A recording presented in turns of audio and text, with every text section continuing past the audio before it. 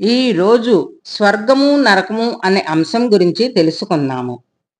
మరణం తర్వాత స్వర్గం దొరుకుతుందనే ఆశతో మనిషి జీవితాంతము ఎన్నో ప్రయత్నాలు చేస్తాడు. ఎవరో ఉపవాసం ఉండమంటారు, కొంతమంది దాన ధర్మాలు చేయమంటారు, కొంతమంది తీర్థయాత్రలు చేయమంటారు, మరి కొందరు దేవుడికి మొక్కులు మొక్కమంటారు. ఇలా స్వర్గము ఏదో కొత్త హౌసింగ్ సొసైటీలా ఉంది, అక్కడికి వెళ్ళామని చెప్తారు. అక్కడ ఒక చిన్న ఫ్లాట్ కోసమని ఇక్కడ పుణ్యం పాయింట్లు జమ చేయించుకోండి అని చెప్పి చెప్తారు. కానీ ఒక్క క్షణం ఆగి ఇలా ఆలోచించండి. ఏమో మనం ఇప్పటికే స్వర్గంలో ఉన్నామేమో. ఉదయం లేవగానే చుట్టూ ఒకసారి చూడండి.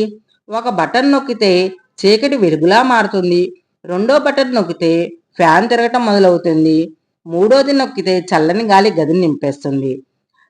కాలువ తిప్పగానే నీరు పారుతున్నట్లుగా గ్యాస్ వెలిగించగానే కొన్ని నిమిషాల్లోనే భోజనం రెడీ అయిపోతుంది. జేబులో నుండి మొబైల్ తీస్తే మొత్తం ప్రపంచం మీ అరచేతిలోకి వస్తుంది. వేల కిలోమీటర్ల దూరంలో ఉన్న మన తెలిసిన వ్యక్తి కూడా సెకండ్లో మన ముందు ఉంటాడు. ఇంత అద్భుతమైన సౌకర్యాలు, కానీ వీటిని మనం చాలా సాధారణంగా తీసుకుంటున్నాం. ఇవి మన జన్మ హక్కున్నట్టుగా.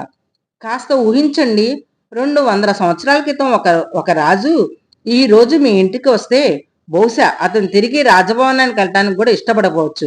ఎందుకంటే అతను ఆశ్చర్యంగా అడుగుతాడు, ఇదేమిటి అంటే వేడి నీరు అంటాడు, ఇదేమిటంటే చల్లని గాలి అంటాడు, ఇది అంటే ప్రపంచం మొత్తం చూపెడుతుంది అంటాడు. 10 నిమిషాల్లో ఇంటికి వచ్చే ఆహారం.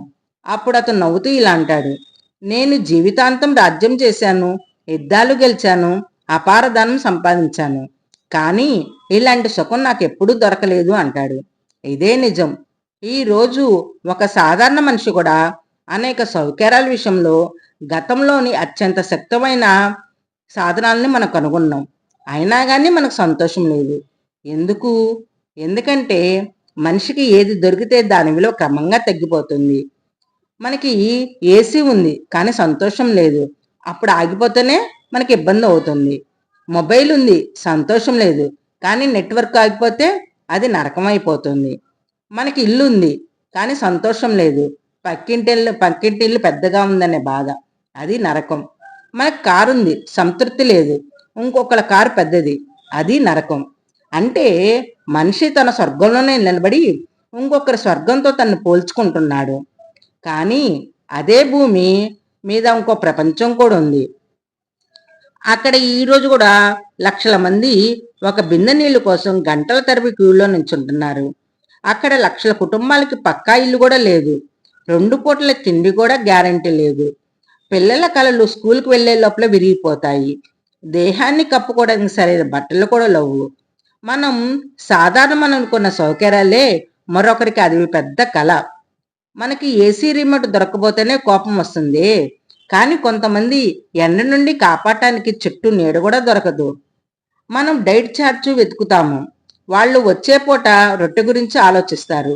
అప్పుడు అర్థమవుతుంది, స్వర్గం నరకం అనేవి మరణం తర్వాత దొరికే ప్రదేశాలు కావు. అవి ఇక్కడే ఉన్నాయి, ఈ భూమి మీదనే, ఈ నగరంలోనే, ఈ వీధిలోనే, మరియు కొన్నిసార్లు మన గోడకు రెండో వైపులా ఉండేలాగా. ఒక ఇంటి పిల్లవాడు తన కొత్త మొబైల్ కొంచెం స్లో అయిందని బాధపడతాడు. ఎదురింటి పిల్లవాడు ఆన్లైన్ చదువుకు మొబైల్ లేదని బాధపడతాడు.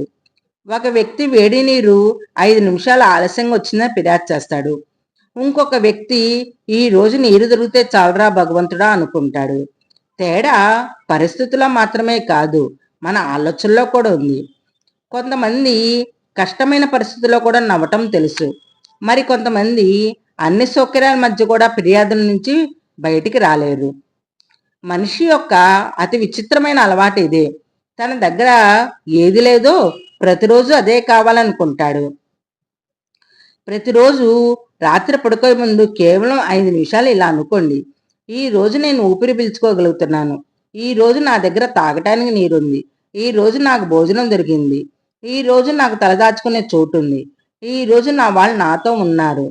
ఇలా అనుకుంటే బహుశా మన జీవితమే మారిపోతుంది. స్వర్గం అనేది ప్రదేశం కాదు, అది ఒక అనుభూతి. మరి నరకం అనేది కూడా ఒక ప్రదేశం కాదు, ఆ అనుభూతిని మర్చిపోవటమే. మన దగ్గర ఉన్న దాన్ని విలువ ఇవ్వటమే స్వర్గము. దొరికిన దాన్ని మర్చిపోయి కేవలం ఫిర్యాదులు చేస్తూ ఉండటమే నరకం. మరణం తర్వాత ఏం జరుగుతుందో ఎవరికీ తెలియదు. కానీ బ్రతికుండగానే మన భూమి లాంటి అందమైన గ్రహం, ఊపిరి పీల్చుకోవడానికి గాలి, తాగటానికి నీరు, తినటానికి అన్నం, ప్రేమించే మన మన మన వాళ్ళు, ఒక బటన్ నొక్కగానే దొరికే లెక్కలేనన్ని సౌకర్యాలు ఉన్నాయి. ఇవన్నీ ఉన్నా కూడా మనం ఎప్పుడు దుఃఖంగా ఉంటే అంతకంటే పెద్ద దురదృష్టం ఇంకేముంది? బహుశా పైన ఉన్న భగవంతుడు నవ్వుతూ ఇలా అంటున్నాడేమో, నేను నిన్ను స్వర్గంలోనే పెట్టానురా, మరి నువ్వు అక్కడ కూడా ఫిర్యాదులు ఆఫీస్ పెట్టావేమిటి? అందుకే ఈ రోజు నుండి ఫిర్యాదులు కాదు, కృతజ్ఞతలు లెక్కించండి. స్వర్గము నరకము అనేది ఎక్కడో లేదు, మన లోపలే ఉంది.